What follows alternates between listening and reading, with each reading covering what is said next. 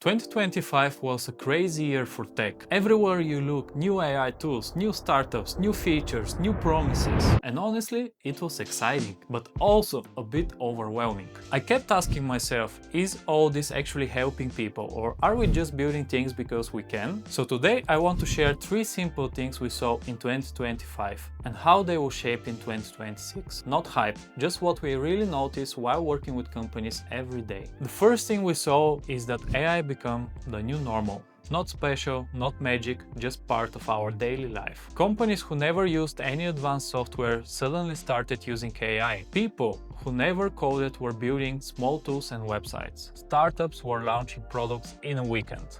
And I get it, it's powerful, but here's the real truth. AI made it easy to build, but it did not make it easy to build something very good.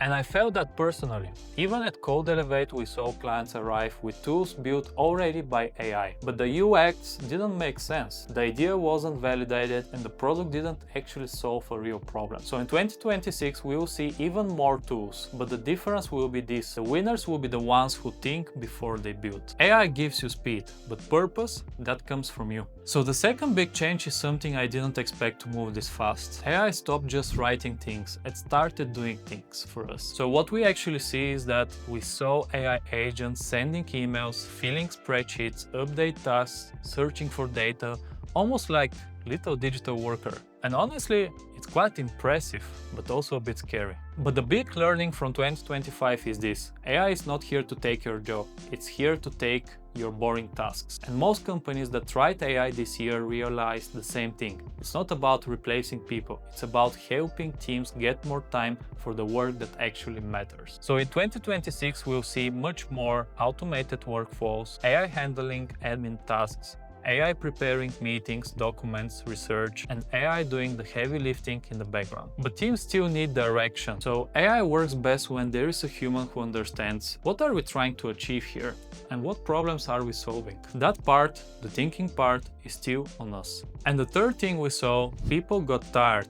Tired of generic dashboards, tired of the same templates, tired of tools that launch fast but die even faster. 2025 was the year of fast fashion SaaS. Everything looked the same, everything felt the same. And honestly, it made me a bit sad, because good software that lasts, takes toll, takes empathy, takes real understanding of the users. And the beautiful thing here is that in the middle of all this hype, we saw a quiet return to craft. We saw founders asking better questions. Do people really need this? What's the real problems we're trying to solve? How can we make this simple? How can we make this enjoyable? So in 2026, I really hope we'll see fewer rushed products and more products that are well designed, intentional, and built to last very long time. So you might be wondering, what does actually this mean for you and for anyone building something next year? I'll try to keep it simple. AI will help you build faster, but you still need a strategy. UX and design will matter more than ever, and the companies who slow down and think will win. Not the loudest ones, not the fastest ones, the ones who build with purpose. Looking back at 2025, I think we all felt the same thing. Excitement, pressure, curiosity, a bit of chaos, and honestly, a lot of learnings. AI moved fast, the industry moved even faster. And somewhere in that speed, we all had to stop and ask ourselves, what are we actually trying to build? For who and why? So this year reminded me that tools are actually just tools. Anyone can launch something now, but the real difference is the thing that actually lasts, is the intention behind what we build, the clarity, the strategy, the people we are trying to help, and the problem we truly want to solve. And that's why I'm super excited for 2026. Not because of the next big AI model or the next wave of startups, but because I think this will be the year where we build with more meaning. The year where we slow down just enough to think. The year where we design better, understand deeper, and create smarter solutions. I'm super excited to see what next year will hold for us. See you in 2026.